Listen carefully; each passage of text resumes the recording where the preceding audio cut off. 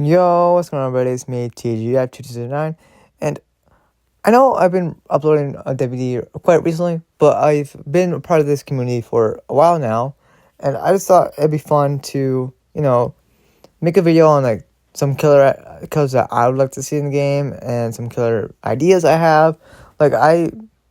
So what I'm doing today is I'm gonna be going over a few licensed killers that I think DBD should put into the game.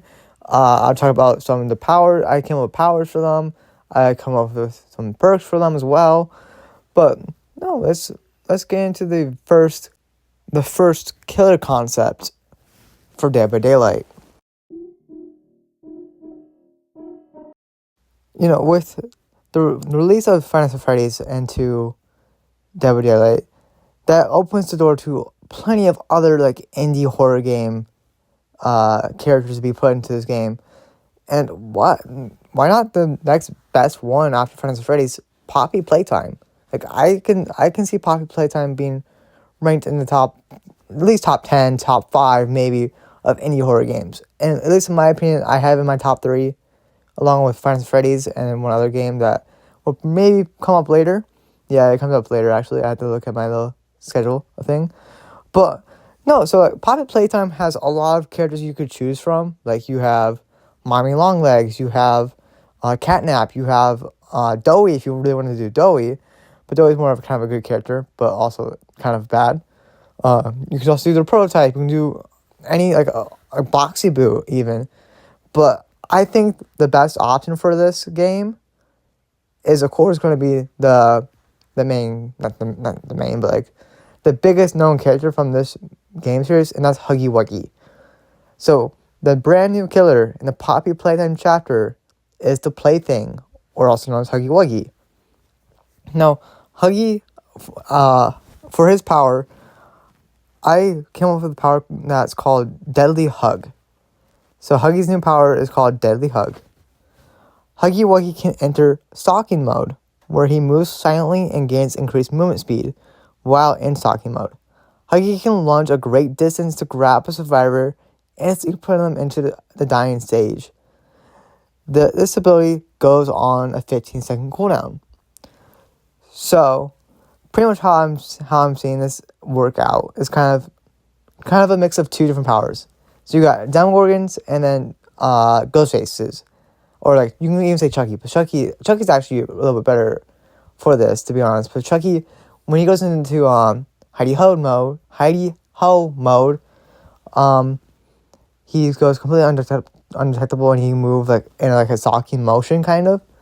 I can see that being the same thing with Huggy, having like the same duration as Chucky's, along with having the kind of the lunge of the lunge of Demo, but having like more of an animation where Huggy kind of just grabs you and like kind of squeezes you kind of, and then like he'll let go, and then you guys like it would be like also like Wesker, like he'll be stunned for a little bit, and you guys can run away, and then he'll go back into chase. Pretty much, that's how I see this power working. Now, Huggy comes with 3 brand new teachable perks. His first perk is called Playtime's Over. After successfully hooking a survivor, Playtime's Over activates for 45 seconds. During this time, your terror radius is reduced by 24 meters, and your movement speed is increased by 5%.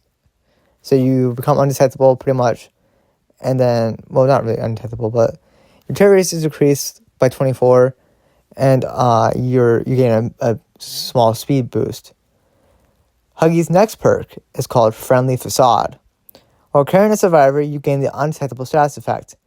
Successfully hooking a carried survivor grants you a 5% haste effect for 10 seconds. So pretty much, you're going to get a boost up to 10%, because as after you hook a survivor, so basically both these perks are like you're gaining speed boost. So like you can mix Playtime's Over with Friendly Facade, and you'll get a 10% speed boost after hooking a survivor. Finally, Huggy's last perk is Factory's Embrace. When a survivor is within your terror radius for 30 consecutive seconds, you gain Killer Instinct, and the survivor's aura is revealed for 5 seconds. This perk has a cooldown of 60 seconds. So I see this kind of being the same as Springtrap's perk Phantom Fear, where if a survivor stares at you while in your terror radius, they scream. But for this one, it's just that they're in your terror radius for 30 seconds. They don't have to look at you. But they don't scream. You just get Killer Instinct on where they're at instead of seeing their aura. So pretty much, Huggy's perks follow his character very well. But in the game, Huggy's more of a stalker than he is more like kind of more than like Demo is. Demo is a hunter, while Huggy is a stalking type of hunter, while Demo is more of a brute force kind of killer, to be honest. But like Huggy has the aspects of a stalking killer, who could also be like overpowering as well. So that's why his power is Deadly Hug. So that's like him using his power to kill you pretty much. No, well, not really kill you, but just stop you. And then his perks allow him to play kind of how he does in the game, where he can move through the factory fast, but quietly. So that's what his perks are giving to him. And he also he knows where you are at all times. Well, not all times, but when you're in his terror radius, he knows where you're at, because that's how a hunter normally works. Now, Huggy Wuggy also comes with a brand new map, which is the best map for it. It's the Playtime Code Factory. And for this, I was thinking that we could have this be like where you start the game off. That very beginning, like the lobby area of the factory, where you got Huggy in the middle, standing there, like the statue of Huggy.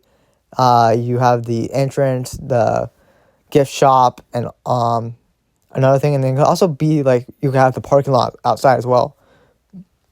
So it kind of like Finance of Freddy's map, but then you have like the parking lot and everything outside the factory. But that is the first character I would love to see in Dead by Daylight, and it's Huggy Wuggy from Poppy Playtime. Now we're moving on to another indie horror game.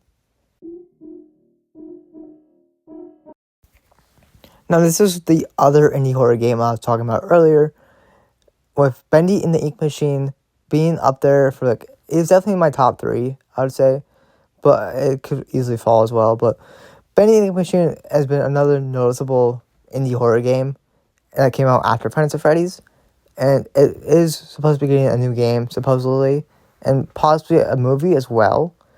But this one is kind of obvious on who the killer is going to be. The killer is Bendy, or in the chapter, be called the Ink Demon, but also known as Bendy. So the new killer, the Ink Demon, comes with a new power called Ink Corruption. Bendy can spray ink on the ground, slowing survivors down who walk through it. Bendy can also teleport short distances through ink puddles he creates, allowing for quick ambushes. Now, what I can kind of see this being is kind of like Freddy's kind of snares, where like you can send it forward, like the puddles kind of forward, you can control the ink, but then you can also travel through the ink quickly. Like you can like leave puddles of ink around, like not even trying to damage people, because they don't damage people, they just slow them down. But you can use the ink to slow them down, and you can send it like past them, and then you can teleport through it to get ahead of them, pretty much. That's how I see that power working. The Ink Demon also comes with 3 brand new useful perks. His first perk is called Ink Demon's Ire. After kicking a generator, its regression speed is increased by 25, 30, 35% for the next 20 seconds. So pretty much after kicking a gen, depending on what level you have, the speed of the regression is sped up pretty much. The Ink Demon's second perk is called Toon Transformation. After hooking a survivor, gain the undetectable status effect for 15, 20, or 25 seconds. His third and final perk is called Endless Nightmare. When in your terror radius, healing skill checks become harder for survivors. When a survivor fails a healing skill check within your terror radius, they scream and reveal their location for 3, 4, 5 seconds. Now, the Bendy and Ink Machine chapter also comes with a brand new map as well. And what better than Joey Drew Studios? Now, I'm not exactly sure where I would like the map to be at in the studios. But I would just love to see like the art style, kind of like the weird, I don't know how to describe the color, but like the yellow and black kind of colors all over, and like ink on the ground and everything like that. It'd probably be a small map, kind of like the game or RPD, but I still think it'll be fun. And that is the Bendy and the Ink Machine chapter. Now we're moving on to probably one of the most requested killers to be added to DBD. Now, Candyman has been one of the most requested killers to be added to DBD. And before Springtrap was even added, he was in third place for the most requested killer to be added. That now moves him up to second, behind, of course, Jason Voorhees. And also, Candyman is one of the most iconic killers, thanks to the performance done by Tony Todd. Now, the Candyman chapter will introduce the brand new killer, just simply called the Candyman. Candyman's brand new power is called Summon Wrath. Candyman can summon a swarm of bees in a targeted area, hindering survivors' movements and inflicting them with a brand new effect known as the Poison status effect, which slows down healing and repair speeds. To get rid of the Poison effect, survivors have to go around the map finding small antidotes and injecting them with the antidote. So they're pretty much just kind of like Nemesis and Wesker, just going finding the little injections to heal you of the virus or whatever. I don't remember what they infect you with, but it's going to be something similar to that. And like I can see the bees being kind of like I want to say more like artists' crows. Like you can just send them off and they'll patrol an area for like a little bit, but that's the power known as Summon Wrath. The Candyman also comes with 3 brand new teachable perks. His first perk is called Hook's Call. When a survivor is unhooked within 24 meters of you, they suffer from the exposed status effect for 20, 25, 30 seconds. His second perk is called Hive's Curse. After damaging a generator, any survivor who works on it within the next 45 seconds suffers from the blindness and oblivious status effect for 60, 75, 90 seconds.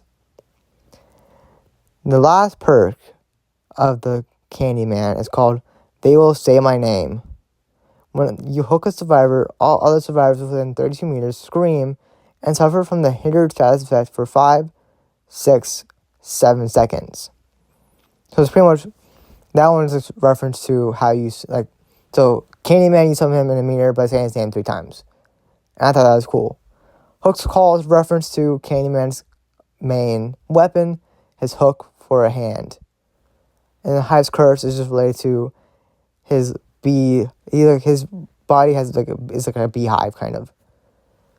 The Candyman chapter also comes with a brand new map called the Cabrini Green Housing Project.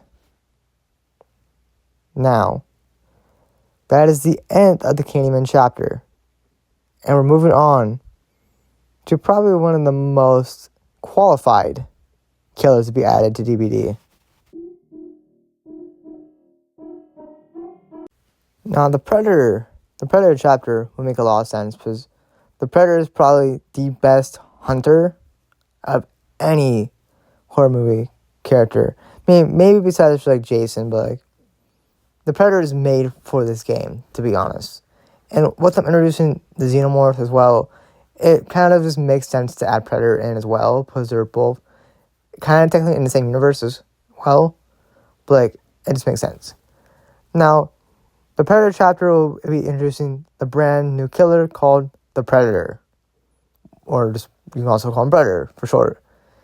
But this Predator will be the Predator. I know there's plenty of different other Predators, but we're going to be taking the Predator from the very first film, the one that Arnold Schwarzenegger went up against. That's the Predator that we're taking. We can have some of the other Predators as like legendary skins, like the 3 from the third film Predators, or the second Predator, maybe the Super Predator if you really want it from that one other Predator film. But for the main default Predator skin is still going to be the Predator from the first movie, from the 1987 film. Now, the Predator comes with a brand new power. Like, I don't know why I'm saying brand new, because every killer comes with a brand new power. But the power for the Predator is called Tech Hunter. The Predator can activate his cloaking device, becoming partially invisible, and gaining a slight speed boost. While cloaked, the Predator can use his shoulder cannon to fire a plasma blast, entering survivors at a distance but temporarily disabling the cloak. So pretty much how I see this cloaking thing working is same as Wraith, but besides for that, he can also use his plasma. I just said it. His plasma blast, like his cannon, his shoulder cannon that he uses in the movie. He can use that while he's invisible. The Predator also comes with 3 new teachable perks. His first perk is called Cloak and Hunt. After being in chase for 20 seconds, gain the undetectable status effect for 10, 15, 20 seconds. This effect is lost if you hit a survivor. So pretty much how I see this, how it's working is, after being in chase for a while, you go completely undetectable. It's basically like you're invisible, pretty much. But if you hit a survivor, you're like lose the undetectable status. The Predator's next perk is called Thermal Vision. When a generator is above 70% progress, you see its aura and the survivor's aura within a 32, 40, 48 meter range. So how this perk works is if a survivor is standing in the range or working on a gen that's over 70% completed, you see their auras in that certain meter range. So like say the survivor is not on the gen, but it's running through the area that gen's by, you know where they are. Which is kind of makes sense because the Predator knows where every person is pretty much because of the thermal vision. The Predator's final perk is called Jungle Tactics. After kicking a generator, your movement speed is increased by 3, 4, 5% for the next 10 seconds. So pretty much just after you kick a gen, you get a speed boost, pretty much. Which I can see that being probably his weakest perk. Because most of the time, most killers don't kick gens because they bring gen regression perks. So it looks like they really wanted to bring this along. I can see this being like mixed with like maybe batteries included. But that's when a gen is completed. Or like this could also go with Pop Goes a Weasel. Like actual perks, like generation perks that make you kick gens. I can see that going with. Now, unfortunately, the Predator chapter, it could come with, actually, no, it can come with a map, but I didn't make one for it. But I feel like the best map would just be like a jungle map, to be honest. Call it like the hunting grounds or something like that. Like the jungle from the movie, you can put in there. You can have like the waterfall as there somewhere, something like that. The little camp that Arnold Schwarzenegger and his other, like his, I don't remember the movie that much. But like him and his like lackeys, I'm gonna call them his lackeys or like his friends, go and like pretty much blow up, like they fire a bunch of bullets at it, to be honest. You can have that in there as well. Or you can just Predator has its own game. If you get the rights to Predator, you could ask to use the map from that, but just make it smaller. But otherwise, I don't really see Predator needing the map. I don't see the Predator chapter needing the map. But otherwise, that's the end of the Predator chapter, guys, that I have so far. And now we're going to be moving on to probably one of the most influential killers that could be added to DBD.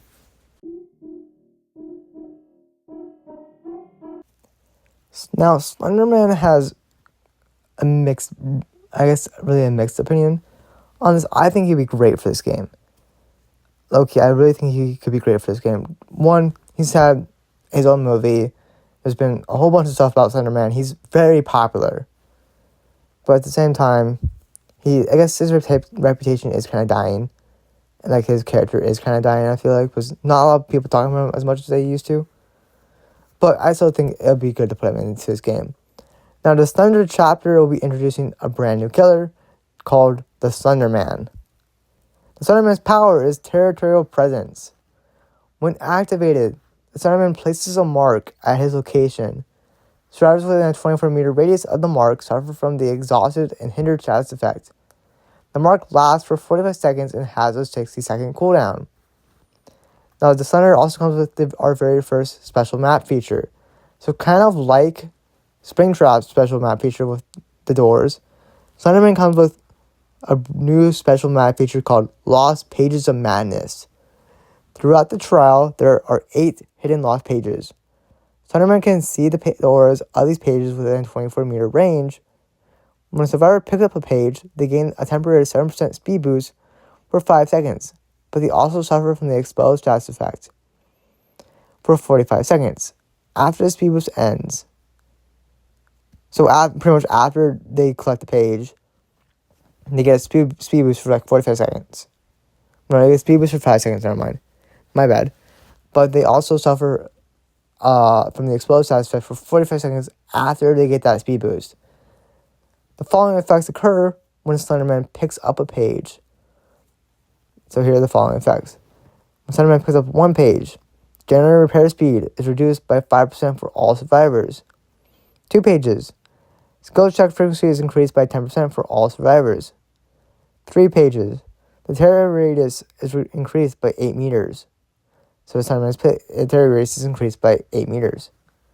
4 pages. Pallet breaking speed is increased by 15%. 5 pages. Vaulting speed is increased by 10%. 6 pages. A fog begins to appear, decreasing visibility for the survivors by 40%. 7 pages. All survivors scream, revealing their aura for 8 seconds. 8 pages. All survivors suffer from the oblivious and exposed status effect for the remainder of the trial. So pretty much it's like Scratch Mirror Miners, to be honest. Is it Scratch Mirror or is it Tombstone Miners? It's pretty much this what I'm saying this is. It's pretty much like Perma Tier 3 Miners. So, but with the addition of the oblivious status effect. So, but like it also takes a lot longer. You know, the Slenderman can pick up the pages right away, while like the survivors have like a small, like it's kind of like, I feel like for survivors to be the same as trying to cleanse a totem for trying to take a page, but at the same time, the Slender, if he gets all 8 pages, you're like exposed. So you gotta pretty much be quick against the Slender. Otherwise, you're gonna be kind of screwed if he gets all 8 pages. So like it's gonna take him off of like chases, but at the same time, if he gets all 8 pages, he's gonna get a lot of value from that. Now the Slenderman comes with 3 brand new teachable perks. His first perk is called Static Interference.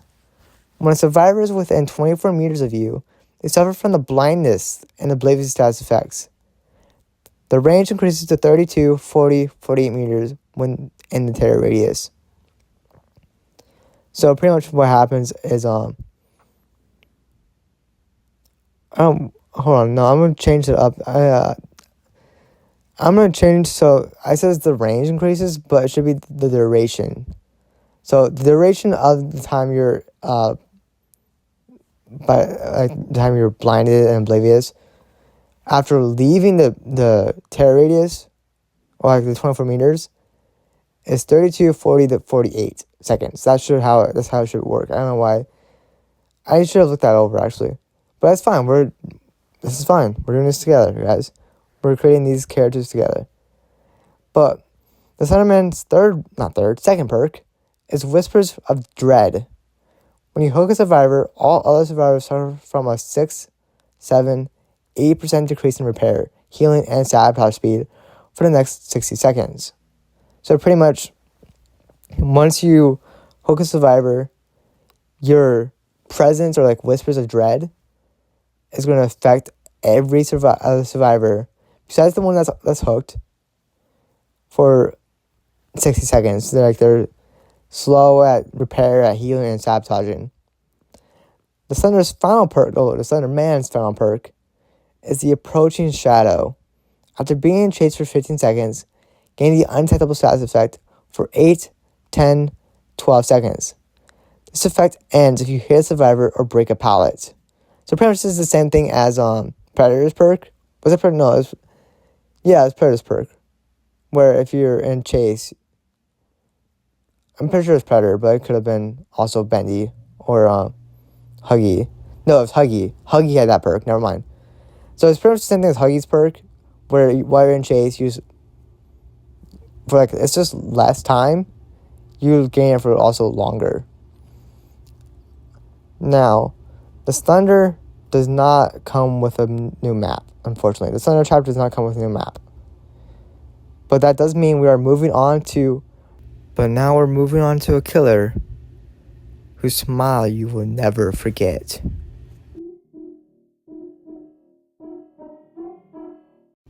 Jeff the Killer will be introduced into DBD in the Creepypasta chapter. Jeff will be known as the Smile. The Smile's power is called Whispers of Insanity, where Jeff starts with 3 Insanity tokens, which he can use to activate his special ability called Stalk. Jeff can activate his power to enter a stalking mode. While stalking, Jeff's movement speed is slightly increased to 105%, and his terror radius is reduced by 16 meters.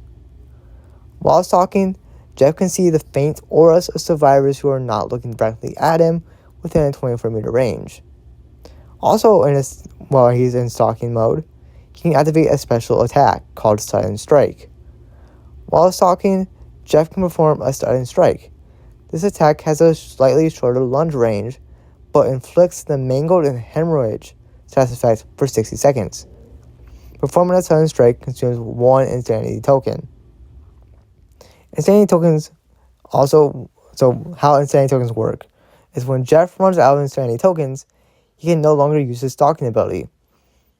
So he starts with 3, so he has 3 chances. Well, technically 1, because his Sudden Strike also uses an Insanity token. But he can replenish tokens by hooking survivors.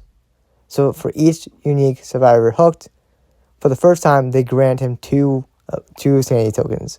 After that, it's just 1. So he has the ability... his ability is going to be used a lot. This is his main ability. He is not good in chase, but he's more of a stalking killer, to be honest. That's what I'm saying for Jeff. Jeff's more of a stalking killer, but his perks are pretty good, guys. The Smile comes with 3 brand new teachable perks. His first perk is called Just Go to Sleep. After hitting a survivor with a basic attack, the next generator they work on will explode and be blocked for 30 seconds, progressing 10, 15, 20% faster. So after you hit a survivor, the next gen they work on is instantly going to be blocked for 30 seconds and it will explode and regress faster, meaning the generator is going to sleep. Not the survivors, but the generators are going to sleep. The second perk is called Permanent Smile. When you hook a survivor, all other survivors within a 32-meter radius suffer from the blindness status effect for 40, 50, 60 seconds. But if that survivor is your obsession, they will scream. So pretty much, if you don't hook the obsession will scream. So it's kind of like Friends to the End, but it's a little bit different. It affects the other survivors as well, but they suffer from the blindness status effect for 40, 15 seconds. However, the obsession will scream, which will also reveal the aura for a certain 4 seconds, probably 4, 5, 6 seconds, depending on which level of the perk you have. That's how I see it, to be honest. His last perk is called No More Dreams. When a survivor is unhooked, they suffer from the broken status effect for 40, 50, 60 seconds. This perk has a cooldown of 80 seconds. So that's pretty much, I like his perks, because they relate to Jeff so much. Go to sleep, just go to sleep. If you don't know anything about Jeff the Killer, his main quote is go to sleep. Permanent Smile is relating to how Jeff has a permanent smile because he carved a smile into his face. No More Dreams is also just another reference to him saying go to sleep, and when you don't dream anymore. So it's just a reference to that. Now Jeff is a serial murderer. And yeah. But that's the first creepypasta chapter. Alright guys, this is where we're going to end this episode off. We will be doing a few more episodes. There's still plenty of licensed characters that DBD can still do.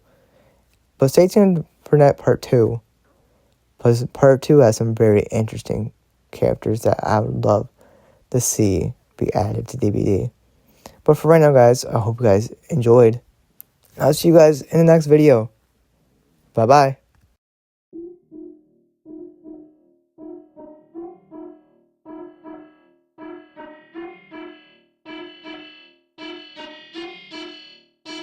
Yo, I think that I lost my mind. Hours now was spent time grinding on the things I write, fighting through the sleepy nights, and still, man, I'm getting screwed.